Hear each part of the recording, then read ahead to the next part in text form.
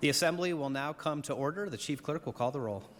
Assembly members Anderson, Backus, Brown May, Carter, Cole, Considine, Dahlia, DeLong, Dickman, De Silva, Edgeworth, Flanagan, Gallant, Gonzalez, Golding, Gray, Gurr, Hafen, Hanson, Hardy, Hibbets, Hunt, Jackson, Howdigi, Karras, Kasama, Koenig, LaRue Hatch, Marzola,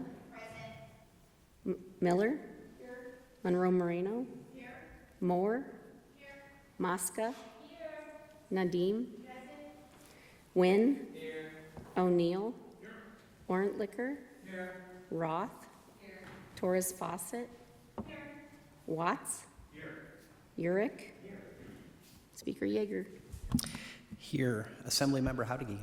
Thank you, Mr. Speaker. May the record reflect there are 42 members present. The record shall so reflect we have all 42 members present. That means we do have a quorum this morning.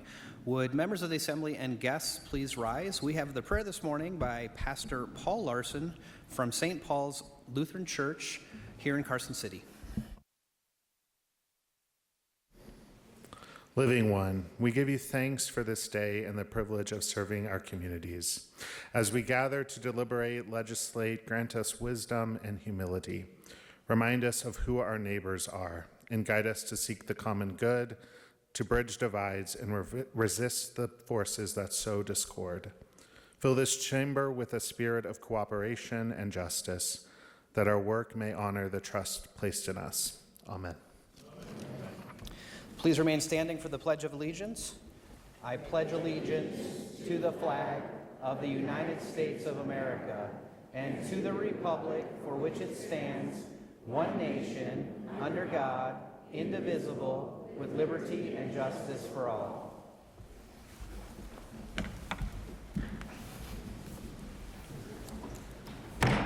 Order of Business 2, reading and approval of the journal. Carson City, Wednesday, March 19th, 2025. The Assembly called to order at 11:42 a.m. Mr. Speaker presiding. Roll called. All present. Prayer by David Ponchich. Our Father in heaven, we come to thee at the start Assembly of the Member assembly. Howdigi. Thank you, Mr. Speaker. I move to dispense with reading of the journal and to authorize the Chief Clerk and Speaker to make any necessary adjustments or corrections. You've heard the motion. All those in favor signify by saying aye. Aye. Any opposed, nay? Motion carries. We will now go to Order of Business 8, motions, resolutions, and notices. Assembly Member Howdigi. Thank you, Mr. Speaker. I move that Assembly Bill numbers 39, 236, and 365 be taken from second reading file and placed on second reading file for the next legislative day. You've heard the motion. All those in favor signify by saying aye. Aye. Any opposed, nay? Motion carries. Those three bills will be taken from their place in the second reading file and placed on second reading file for the next legislative day.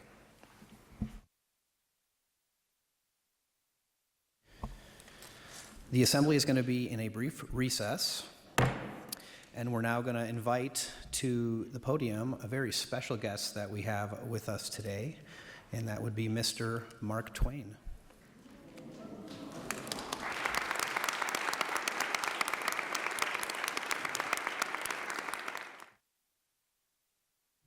Thank you. How about our suffragists? Yes. Yeah. Thanks to you ladies, Nevada leads the nation. And we're proud of you. Proud. You might be wondering how Mark Twain got all the way from the Mississippi River to Carson City. I'm going to tell you, if I can remember. As good fortune would have it, thanks to Mr. Lincoln's inauguration, my brother was appointed secretary to the Silver Territory, Nevada. So I fancied myself to be secretary to the secretary, and I purchased the $150 fare each on the Overland stagecoach out of St. Joe. And out we came at a spanking gait with our 6 shooters, a deck of cards, and a 6-pound unabridged Webster's dictionary. We should have left it behind. It wasn't a good dictionary. It didn't have any modern words in it, only obsolete words that Noah Webster used when he was a child. Well, for example, it defined a carbuncle as a kind of a rare jewel. No, humor has no place in a dictionary. We entertained ourselves by playing 7-Up with a deck of cards. It was so old and worn and greasy, you could read it from the backside better than you could the front side. I wore a Smith & Wesson 7-shooter. My brother Orion had a Navy Colt 6-shooter. But Mr. Bemis had the original pepper box, an Allen, all 6 chambers discharged at the same time. And when that happened, the only safe place in all the region was behind it. For if it didn't get what it was after, it'd fetch up something else. But you want to see a jackass rabbit get up and hump himself, that's the weapon you want, is the Allen. Well, 20 days on the Overland. Once we heard the thunder of hooves push back the flap, and there was the Pony Express galloping past like a belated fragment of a storm. And so sudden was it all, and so like a flash of unreal fancy, that were it not for the flake of white foam left quivering and perishing on the mail sack, we might have been left in doubt as to whether we saw a pony and a rider at all. They were so fast.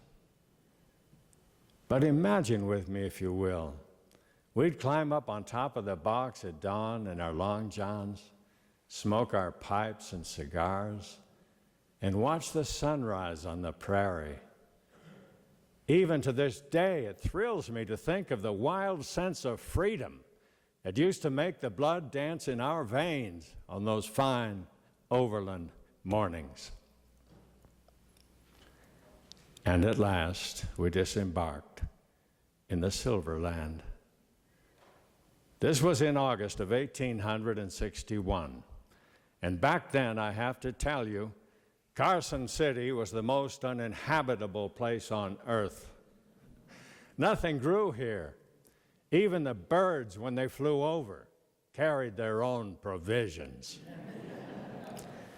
But we hiked into the foothills and looked back on Carson, nestled in this flat, sandy desert, and surrounded by such prodigious mountains that they seemed to expand your soul until you felt yourself spreading into a colossus. And in that instant, you were seized with a burning desire to stretch forth your hand, put Carson in your pocket, and walk off with it. I could see I was going to need some transportation while here in Carson City, so I attended an auction and bought a genuine Mexican plug. Well, I didn't know what a genuine Mexican plug was, really, but I bought it on the advice of a man I later found out was the auctioneer's brother. Well, his tail had been chopped off, or he sat down on it wrong at one time or t'other, but anyways, he was proud of it. Kind of like this one over here. Yeah. But, so with some help of some others, some holding his head and some holding his tail, I was able to climb onto that steed. But my feet slipped through the stirrups on the inside. So I was handcuffed at the ankles. And he knew it. So he put his feet together, all of them, in a bunch, lowered his back and fired me 5 feet into the air. And somebody shouted out, "Oh, don't he buck?" Well, I came back down on the saddle. But the laughter this provoked, he took for applause. and fired me up again. And this time I came down on the high pommel. Thank you. This was too much variety for me, so I decided to get off. But now he was standing straight up on his hind legs, walking around like a member of Congress. You might think I was afraid, but I wasn't. I knew I could stay on him so long as his ears did not pull out. Suddenly, I was in the air again, and when I came back down, that genuine Mexican plug was gone. So I dug myself out of the ground and made up my mind that if that auctioneer's brother's funeral was held while I was here in Carson City, I would cancel all other recreations and attend it. Well, I tried my hand at prospecting, yes, but I didn't have any luck. I soon enough discovered a silver mine weren't nothing but a hole in the ground with a fool at the bottom and a liar at the top. But I did one thing right. I wrote a letter to the editor of the Territorial Enterprise in Virginia City. It was a burlesque of a 4th of July speech that George Turner made. Turner was our Chief Justice, and he was out stumping the territory at the time. And his speech began, "I was sired by the great American eagle." We'll draw a curtain of charity over the rest of the speech. And I concluded my article by stating, I cannot complete this essay, for the typecases will have run out of capital I's. And I called that little squib Professor Personal Pronoun and signed it Josh. Yes, Josh. I was looking for a nom de guerre, a cognomen. Once before, I had used E. Panamondus Adrastus Blab, but it didn't sound right. So sometime later, I took Thomas Jefferson Snodgrass. That didn't sound good either. Yet on the strength of that letter, signed Josh, I was offered a job as a reporter at the Territorial Enterprise at $25 a week. And Joe Goodman, the publisher, told me when I signed on, "Sam, you have but one responsibility here. Get your facts straight. Then you can distort them as much as you like." So we never let the truth stand in the way of a good story back then, no. I learned in Virginia City a good lie can travel twice around the globe before the truth gets its boots on. Yeah. Which is not to say we were trying to foist an untruth off on an unsuspecting public, no. Our little quaints were obvious sagebrush humor, and Nevada was built on tall tales. We had three kinds of stories back then. We had stretchers that stretched the truth a little beyond the horizon of fact, lifters that would actually lift the furniture, and powder burners. Here lately, I've stopped lying altogether since the amateurs have taken over the field. Well, $25 a week might not sound like a lot of money today, I understand. But you must remember, back then, 20 cents would buy you an entire meal at the Delta Saloon. And that included your sarsaparilla or your tarantula juice. We had a drink back then called a tarantula juice. Nobody knew all that went into the tarantula juice, but the last thing they did to it to give it dignity was to strain it through a cane-bottomed chair. Well, to get the big lumps out. Oh, 2 tarantula juices would turn a man's skin to white fish scales. It was so tough a dog could bite him and he wouldn't know it till he read about it in the papers. Brought on premature decrepitude. No, you can set it down as a maxim. A diet of whiskey produces rowdyism as naturally as turtle soup puts fat on an alderman. Oh, the Teamsters used to trade punches continuously as if for exercise. 52 saloons we had in that town in my day, and no town drunk. No, we took turns. Well, I could see that this was no place for a good Presbyterian, so I didn't remain one very long. I covered the legislature for the Enterprise. Never have I seen a body of men with tongues so handy and information so uncertain. Oh, they could talk for a week without ever getting rid of an idea. If any one of them had been on hand when the Creator was at the point of saying, "Let there be light," we never would have got it. No, the Nevada Legislature meets every 2 years for 60 days, when they ought rightly meet every 60 years for 2 days.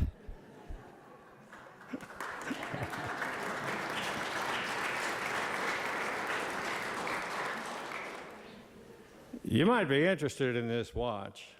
I know you are. It's engraved Governor of the Third House.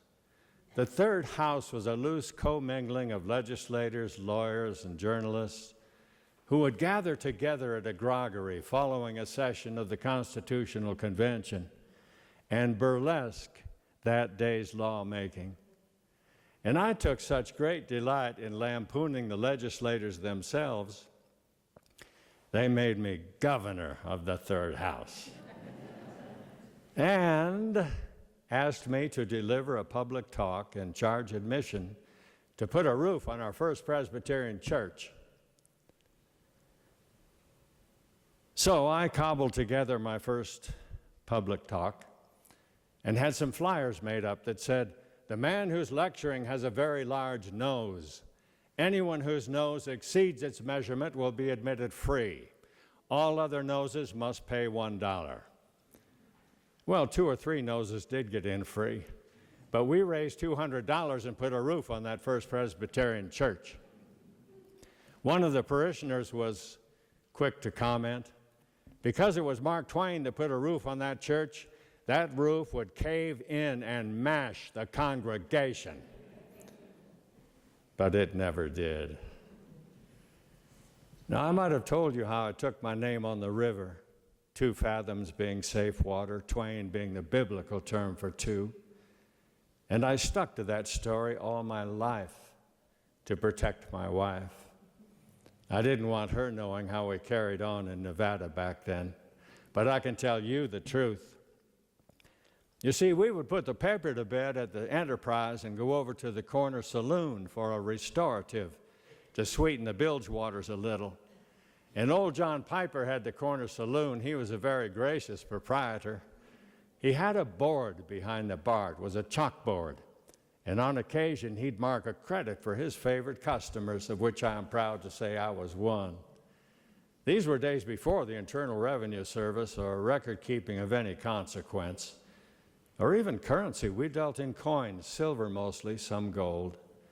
And it got to be such a good thing that no sooner would I walk through those swinging doors of the corner saloon with one of my drinking companions than a regular would shout out, "Mark Twain!" And John Piper would mark 2 on the board behind the bar. So now you know the truth, the petrified truth. Well, I might have stayed longer than my 22 months at the Enterprise, but for a fellow by the name of Laird, James Laird. He was editor for the competition, the Daily Union. Imagine, we had 4 daily newspapers up there back then. We were larger than Los Angeles at the time. And this fellow Laird, perhaps you've known someone like him in your lifetime, but he was endowed with a stupidity that with the slightest stretch would wrap twice around the globe and tie. And he slandered my good name in his newspaper. Well, if you must know, he called me a liar, a poltroon, and a puppy. Well, I slandered him back in the Enterprise. This went back and forth 2 or 3 days until I had to call him a coward and challenge him to a duel, which was imprudent. Oh, I wore a sidearm, yes, but that was only so as not to be conspicuous. I didn't know how to shoot one. And even if I did, I couldn't hit a tent from the inside. But my friend Gillis knew how to fire. So Gillis and I went out to the appointed spot for the duel out at 6 Mile Canyon a half hour early to practice. And Gillis was such a good shot that he took the head off a mud hen just as Laird came riding up on his pony. And Gillis was quick enough to hand me that smoking sidearm and say, "Nice shot, Sam. Don't kill him. Just shoot his nasty face off." Well, Laird heard that. He did twice around on his pony, and off he went. But I was not far behind, for Governor Nye issued a warrant for my arrest for dueling, which had just been made illegal in Nevada.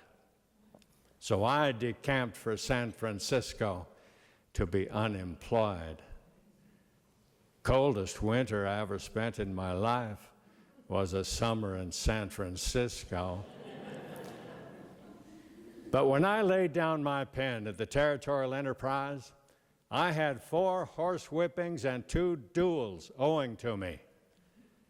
And yet when I said goodbye to Virginia City, Carson City, I knew I was saying goodbye to the most vigorous enjoyment of life I would ever be afforded.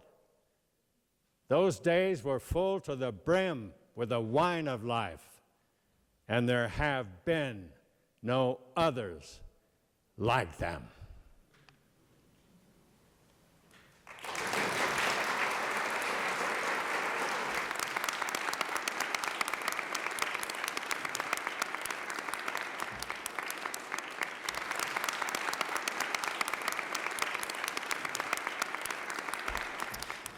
Thank you, Mr. Clemens.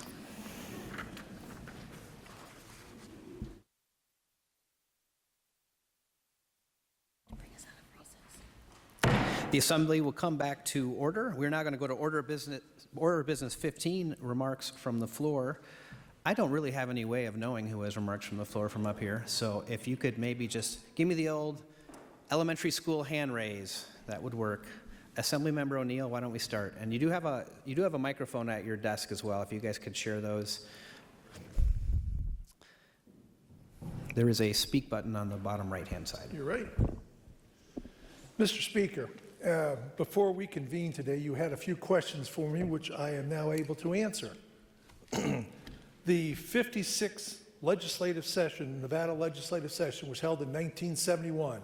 That was the last time we met in this building for official business. We moved to the new building in 1971. We moved into this building in 1871, occupied it for 100 years. Wow. Any other questions? Thank you, Mr. Speaker. Thank you, Assembly Member. It is nice to appreciate our history. Thank you for looking that up during our floor session. Who else would like to give order of business 15? Assembly Member Mosca. Thank you, Mr. Speaker. I have a guest here today. Please stand. I'm very excited that Cindy Rivera is here today. She's a small business owner that advocates for people with disabilities. She's also a co-founder and assistant principal of Futuro Academy in East Las Vegas and is here today because it is spring break, the spring break capital of Nevada. So please make her feel welcome today.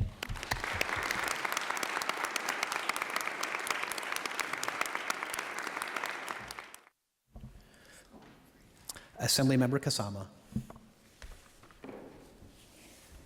Thank you, Mr. Speaker. Could all of our guests from Roseman University stand?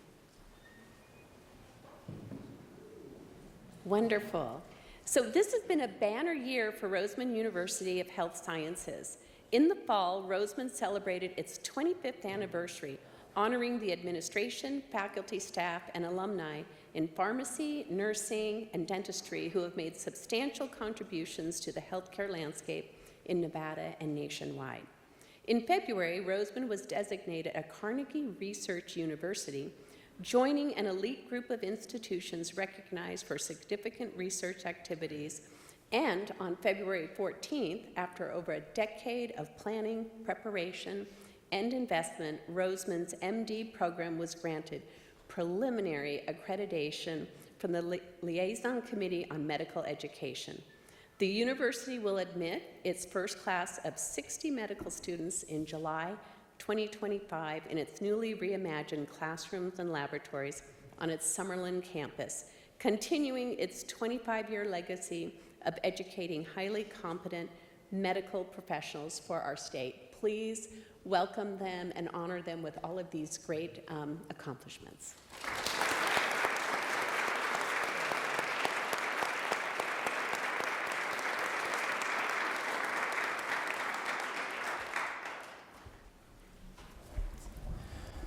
Assemblymember Hanson.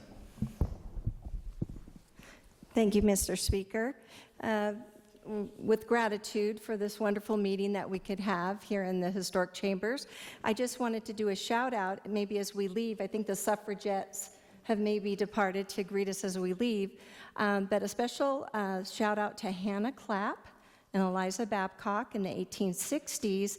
As you go out the Capitol complex, the beautiful I say iron, but the iron fence around the Capitol building is the original that Hannah Clapp, who was an educator, and Ms. Babcock, who first female contractors, submitted a bid in the 1860s with just their first initials, so nobody knew that they were females, and they won the bid. And so a tribute to them, that beautiful architecture is here to kind of be the crown jewel of this beautiful building, and just wanted to remember those female educators long before the suffragettes, and also female contractors in our presence. So thank you.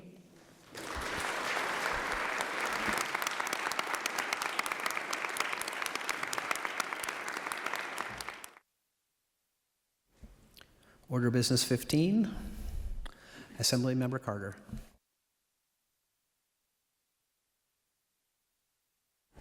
Thank you, Mr. Speaker.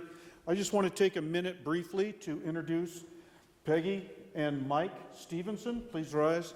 They're the kind of constituents that we all hope for.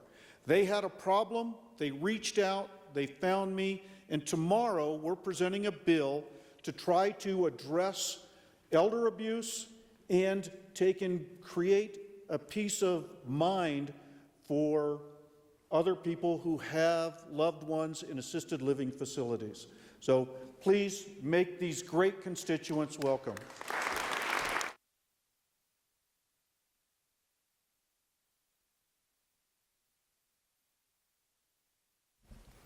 Do we have any other Order of Business 15?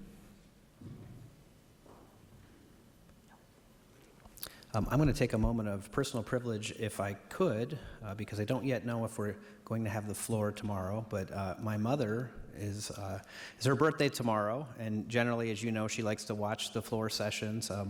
So if you could just help me give her a nice round of applause to help celebrate her birthday, which is tomorrow, March 21st.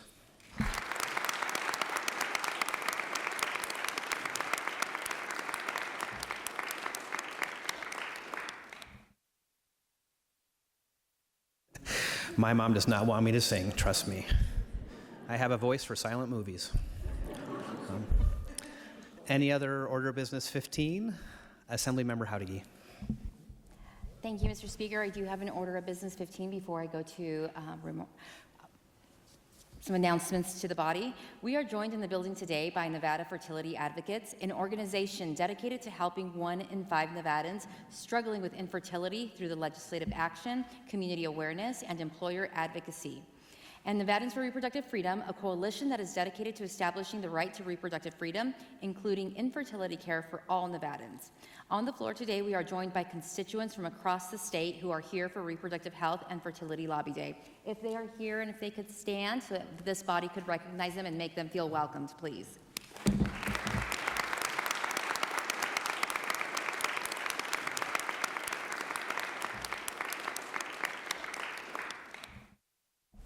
Okay, some quick announcements for the floor, Mr. Speaker. I would like to let the body know that there are some exhibits that you can stop by and see. Roseman University is set up on the second floor atrium of the Legislative Building with displays. Please stop by and visit them.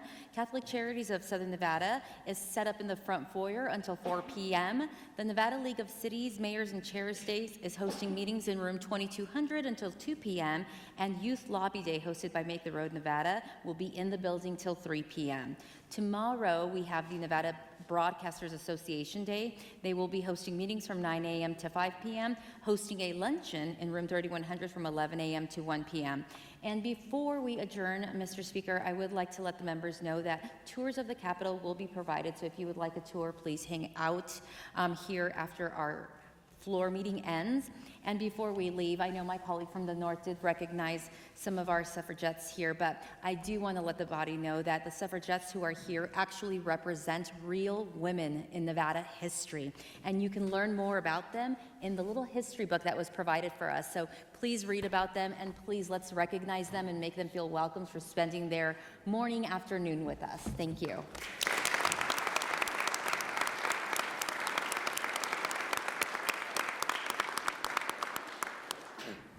And seeing no other business before us, Mr. Speaker, I move that the Assembly stand adjourned until Monday, March 24th at the hour of 11:30 a.m. Assemblymember Howdy has moved that the Assembly stand adjourned until Monday, March 24th, 2025, at the hour of 11:30 a.m. All those in favor signify by saying aye.